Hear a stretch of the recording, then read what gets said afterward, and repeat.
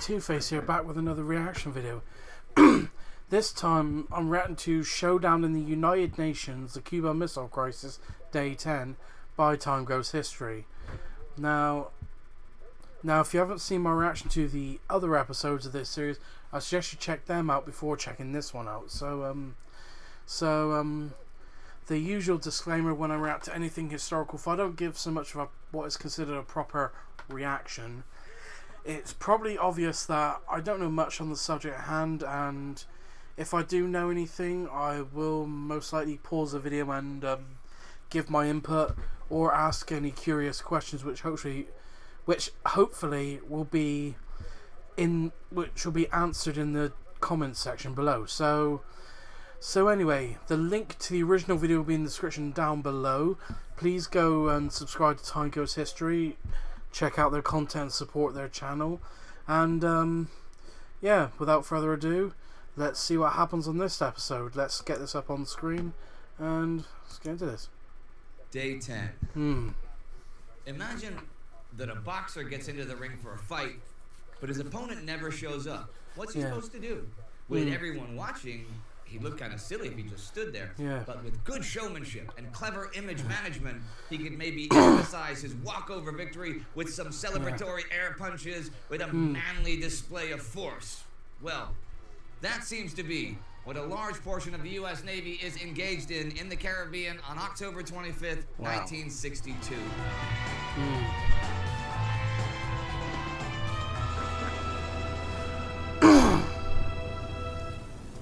This is Time Goes, the Cuban Missile Crisis. I'm Indy Nidell. Today, the U.S. enforcement of its blockade of Cuba continues, despite the fact that the Soviets seem to have turned back all their ships. We Except know for their submarines. 4 Soviet submarines are still on their way to Cuba. Yesterday, the U.S. administration noted that the Russians were respecting the blockade, although the military had noticed already 2 days ago. Soviet leader Nikita Khrushchev wrote to U.S. President John F. Kennedy with a forceful rebuke of the U.S. blockade. The U.S. preparations to confront the Soviets at the United Nations continued. This confrontation is incredibly important for the Americans, as they need the rest of the world to have no doubt whatsoever that the Soviets have installed both mid- and intermediate-range ballistic missiles on Cuba. Up until now, the USSR has neither denied nor confirmed this, and while most U.S. allies believe it, the world public might not, and the Eastern Bloc countries stand with the Soviets. All over the world, protests against the blockade have been erupting. In Eastern Europe, in all of Europe, and Latin America, the Soviets have mobilized their communist connections to besiege U.S. embassies and demand an end to the blockade. This is no mere exercise in grandstanding. Now, remember that the U.S. ambassador to the UN, Adlai Stevenson, has so far been the only person in the American administration to vocally oppose all forceful actions to resolve the crisis, including the blockade. His preferred course of action would be negotiating the closure of American foreign military bases and removing the American missiles in Turkey and Italy in exchange for the Soviets leaving Cuba. Today, he must confront the Soviets in open session at the UN in front of the TV cameras of the entire world. Unlike the Navy, Stevenson will most certainly meet his opponent, USSR's ambassador to the UN, Valerian Zorin, in the ring. Zorin is a formidable opponent. He's sharp, he's gifted in rhetoric. He is actually also something of a sad figure, which we won't find out until after his death 2 decades from now. See, he didn't really want to be a diplomat at all, actually. His real passion is music, and he deeply regrets only being an amateur, and also never being a published poet. Anyhow, there is grave doubt by many on XCOM, the U.S. committee dealing with the crisis, that Stevenson is really up to the task. Loads of pressure has been brought to bear on President Kennedy to bring in someone else. Instead, Kennedy has stood by Stevenson and called in their mutual friend and presidential advisor, John J. McCloy, as moral support for good old Adlai. Stevenson has promised to stand his ground.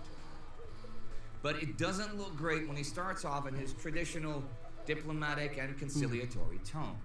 My government is most anxious to effect a peaceful resolution of this affair. We continue to hope that the Soviet Union will work with us to diminish not only the new danger which has suddenly shadowed the peace, but all of the conflicts that divide the world. He vacillates a bit more, but then begins to pick up speed.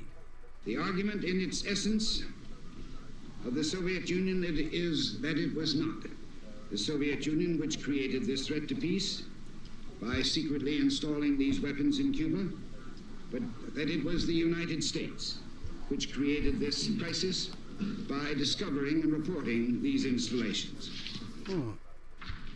This is the first time, I confess, that I've ever heard it said that the crime is not the burglar, but the discovery of the burglar, and that the threat is not the clandestine missiles in Cuba, but their discovery and the limited measures taken to quarantine further infection.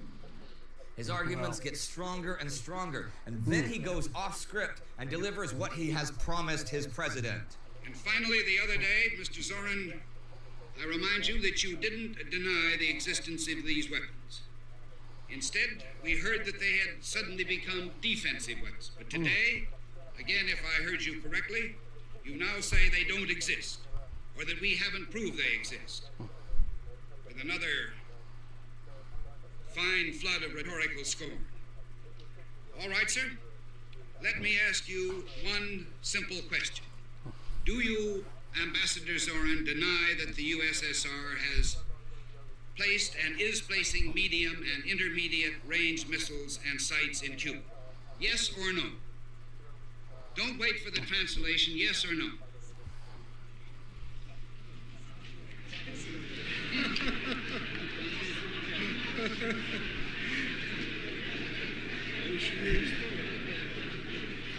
Я не нахожусь в американском суде. I am not in an American courtroom, sir, and therefore I do not wish to answer a question that is put to me in the fashion in which prosecutor does. In due course, sir, you will have your reply. Of world opinion right now, and you can answer yes or no. You have denied that they exist. I want to know if I've understood you correctly. I should like to say Продолжайте вашу речь, господин Стивен. So, will you please continue your statement? You will have your answer in due course. I'm prepared to wait for my answer until hell freezes over, if that's your decision. And I'm also prepared to present the evidence in this room. Stevenson then shows the photographs of the missile sites. Most importantly, the low-altitude shots taken 2 days ago. He explains to the council in detail what they are looking at and asks again if if you remember in the last episode, is two I can't remember the name of the jets, but flying like just 20 stories above ground level, which is for any aircraft very low, and they're going like roughly 400 miles an hour, and they've taken like these amazing pictures for 1960s photography. Zorin denies the existence of Soviet nuclear missiles on Cuba in view of this irrefutable proof. Wow. Zorin once again obfuscates. Stevenson has stood his ground and has made the USSR look like the bad guys. In the roughly 1 hour that his presentation lasts, he has done more than influence world politics on an historical level. He has also made television history. Ever since, this moment has been replayed again and again as an iconic moment of the Cold War. Wow. Meanwhile, Khrushchev has already decided to throw in the towel. Hours before the confrontation in the UN, the Soviet Presidium has met to discuss the crisis again. During the night, they have received another direct letter from President Kennedy, imploring them to not do anything rash and to initiate negotiations.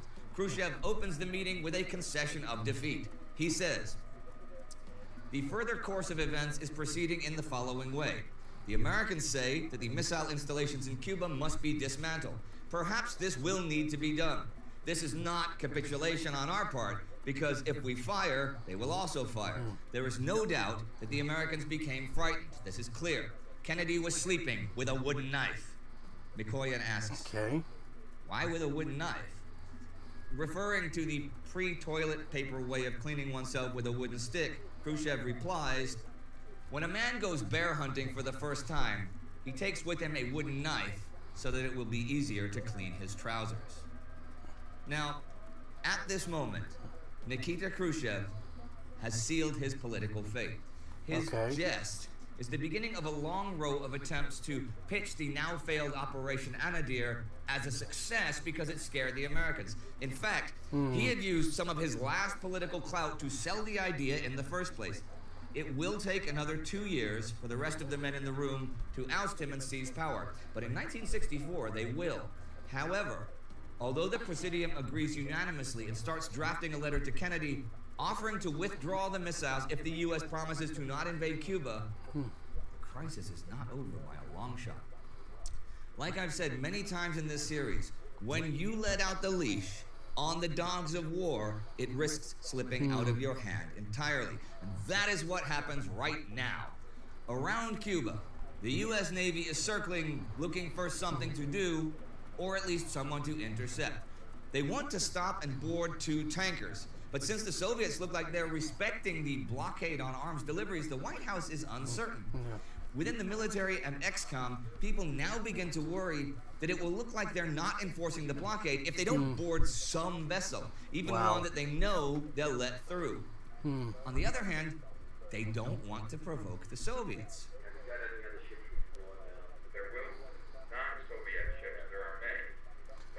Yeah.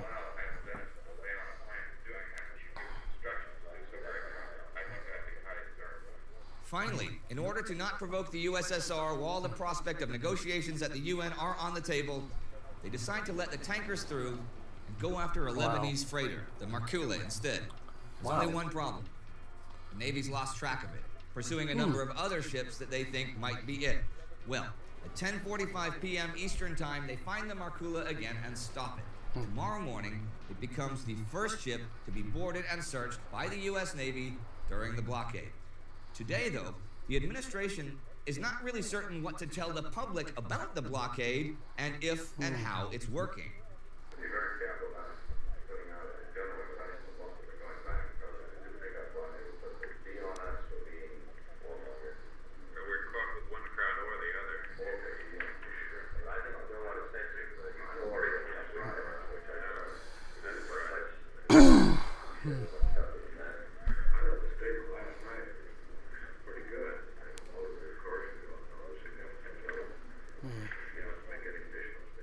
They meet in the late afternoon again to discuss what to do next. Robert Kennedy seems to be back to the idea of airstrikes, this time as a way to move the confrontation from the Soviets to the Cubans. And ultimately, we might decide that it would be better, rather than have the confrontation with the Russians at sea, that it might be better to have knock out their missile base. That's the first step. I don't know. It might, that's more with the Cubans than with them. And we go look through and we tell them to get out of that vicinity. 10 minutes, and we go through and find it. While they continue discussing this, the USSR's ambassador to the United States, Dobrynin, messages the Kremlin in Moscow that he overheard a conversation between journalists that an invasion of Cuba is imminent. Khrushchev is still drafting his letter. The surveillance flights over Cuba are being increased. 4 nuclear-armed submarines are playing cat and mouse with the U.S. Navy somewhere in the Western Atlantic. On Cuba itself, Fidel Castro is preparing his armed forces to shove the Yanks back into the ocean if they invade, or at least shoot down some of those planes that keep on invading Cuban airspace. The crisis is still growing and growing. See you on day 11, when war grows ever closer. Do not forget to subscribe, and please support us at patreon.com or timegoes.tv so that we can make more awesome history just like this. Good night, and good luck.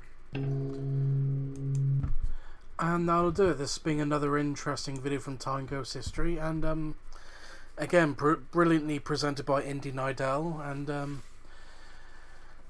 it's such an interesting, where like showing that the Soviets are like, you know, rebuting about the existence of the missiles on Cuba, while there's clear evidence by the US about from their spy, well, I wouldn't say spy planes, but reconnaissance aircraft, that's the word I was looking for, showing clear imagery of Soviet missile bases on Cuba, and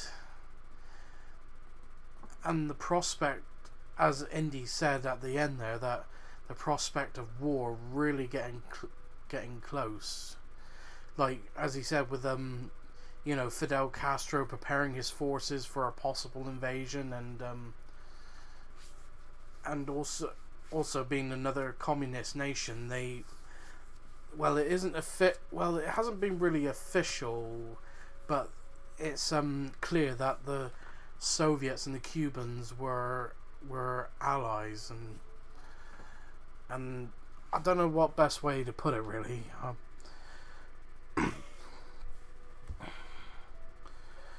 But of course, trying to enforce, and the difficulty for the Americans of trying to enforce a blockade without provoking the USSR. So anyway, this has been another interesting video. If you like this reaction, please like, comment, and subscribe. And excuse me, and I'll see